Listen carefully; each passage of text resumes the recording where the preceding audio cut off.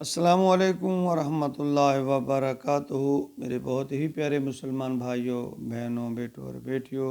میں غلام مصطفیٰ ہوں اور آپ دیکھ رہے ہیں میرا چینل پیام اسلام، جس پہ میں اللہ اور اللہ کے رسول کا پیغام آپ تک پہنچانے کی کوشش کرتا ہوں۔ اللہ رب العالمین ہمیں قرآن کو سمجھنے اور اس پر عمل کی توفیق عطا فرمائے۔ آج کا ہمارا سبق سورۃ توبہ آیت نمبر 12 ہے۔ اعوذ باللہ من الشیطان الرجیم، بسم اللہ الرحمن الرحیم۔ وَإِن نَكَثُوا أَيْمَانَهُم مِّن بَعْدِ عَهْدِهِمْ وَطَعَنُوا فِي دِينِكُمْ فَقَاتِلُوا أَئِمَّةَ الْكُفْرِ إِنَّهُمْ لَا أَيْمَانَ لَهُمْ لَعَلَّهُمْ يَنْتَهُونَ۔ اگر پچھلی آیت کو ملا کر ہم اس کا مفہوم سمجھیں تو یوں ہوگا کہ اگر توبہ کر کے وہ لوگ دائرہ اسلام میں، یعنی مشرکین، منافقین، کیونکہ تذکرہ ہو رہا ہے غزوہ تبوک کے بعد، فتح مکہ سے پہلے جب مسلمانوں کی حالت اسلام پھیل رہا تھا اور مکہ پر حملے کی تیاریوں کا جو حکم آ چکا تھا، تو ان سب پس منظر کو دیکھا جائے تو یہاں دونوں یہ فرما رہے ہیں کہ اگر وہ دائرہ اسلام میں داخل ہو جائیں، توبہ کر لیں، وہ تمہارے بھائی ہیں، اور اگر وہ اپنے عہد، قول، عمل پر قائم رہیں تو ٹھیک ہے۔ تو اگر وہ عہد شکنی کریں، دین میں عیب نکالنے کی کوشش کریں، تو پھر ان کے ساتھ رعایت نہیں کرو۔ فرمایا وَإِن نَكَثُوا، اور اگر وہ توڑ ڈالیں، ایمانہم، اپنے ایمان کو، اپنے عہدوں کو، مِن بَعْدِ عَہْدِہِم، عہد کرنے کے بعد، وعدہ کرنے، قول و قرار کرنے کے بعد اگر وہ اپنے وعدے کو توڑ دیں، وَطَعَنُوا، اور عیب نکالیں، تانے دیں، فی دینکم، دین میں عیب جوئی کریں، فرمایا فَقَاتِلُوا أَئِمَّةَ الْكُفْرِ، تو ان کے خلاف انہیں قتل کرو۔ ائمۃ الکفر جو ہے، یہ کفر کے امام، یعنی جو سرگنا ہیں کفر کے، ان کو قتل کرو۔ انہم لا ایمان لہم، ان کی قسموں کا کوئی اعتبار نہ کرو، ان کی قسموں کا اعتبار نہ کرو کفر پر، یعنی جو لوگ اس کے باعث بن رہے ہیں ان کے بارے میں اللہ تعالیٰ فرما رہے ہیں، کیونکہ اس وقت کعبہ کے متولی تھے یہ لوگ، یہ قریش مکہ، لیکن ان کے جو عقائد تھے وہ اسلام کے خلاف تھے، اور اللہ فرما رہے ہیں، واضح یہاں حکم ہوا کہ ان کے جو سرگنا ہے نا، تو ان کا سر کو چلو، یعنی جہاں جو شرک کے اڈے ہیں، جہاں شرک کی پیداوار ہو رہی ہے، ان کو ختم کیا جائے، تب جا کے کام ہوگا۔ لعلہم ینتہون، اللہ فرماتے ہیں پھر ان سے اتنی سختی کرو تاکہ انہیں پتہ چلے اور شاید وہ اس سے باز آ جائیں۔ یعنی اس میں اس آیت کا جو ہم سارا پس منظر اگر دیکھیں تو اس آیت نمبر 8 سے لے کر آیت نمبر 10 تک کا جو خلاصہ ہے، ان آیات میں دونوں میں بیان ہے کہ یعنی یہ جو لوگ اللہ فرماتے ہیں وہ معاہدوں کی پاسداری کرنے والے نہیں ہیں، اپنی زبان پر قائم رہنے والے نہیں ہیں، اللہ کے قوانین کو جھٹلانے والے ہیں، فاسق ہیں۔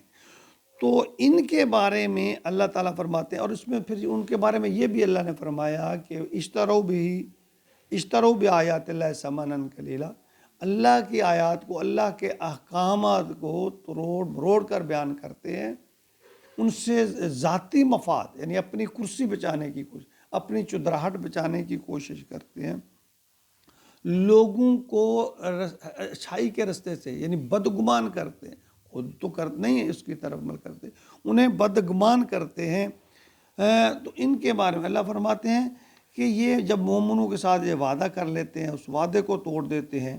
اب آگے پھر دو رستے پھر اللہ تعالیٰ نے بتا دیے۔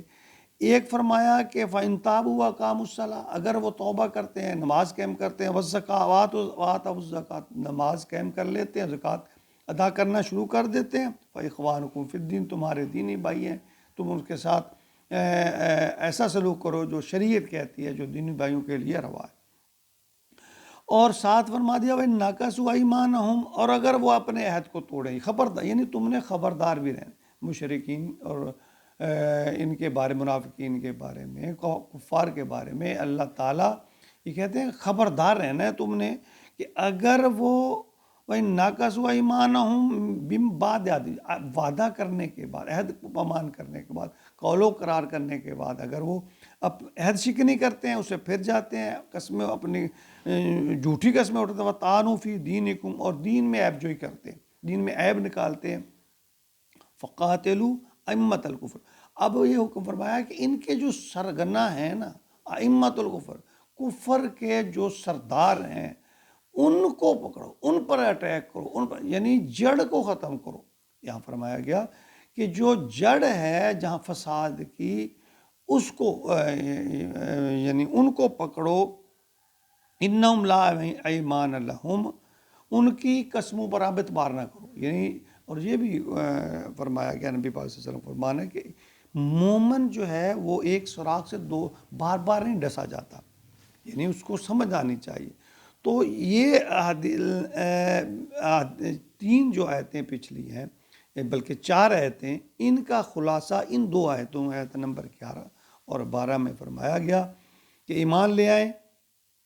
توبہ کر لیں، نماز کی پابندی شروع کر دیں، زکوٰۃ دینا شروع کر دیں، تم ان کے ساتھ مسلمانوں کے بھائیوں کے جیسا سلوک کریں۔ اگر وہ وعدہ کر کے مکر جائیں، قول و قرار جو ہیں جو انہوں نے کیا تھا اس کو توڑ دیں، تو پھر فرمایا کہ تم ڈٹ کر ان کا مقابلہ کرو، اور ان کے جو سرگنا ہیں، یعنی سرگنا جو سردار ہیں، تم انہیں مارو، ان کے خلاف جو ہے اپنا یعنی جہاد کرو، مارو، قتل کرو، فناہ کرو، یعنی ان کو جو جہاں سے برائی پیدا ہو رہی ہے ان پہ اٹیک کرو، یعنی فقاتلوا ائمۃ الکفر، یعنی جو ان کے دین۔ تو اس میں بڑی بات واضح ہے کہ ہمارا کسی کے ساتھ دشمنی یا دوستی کا معیار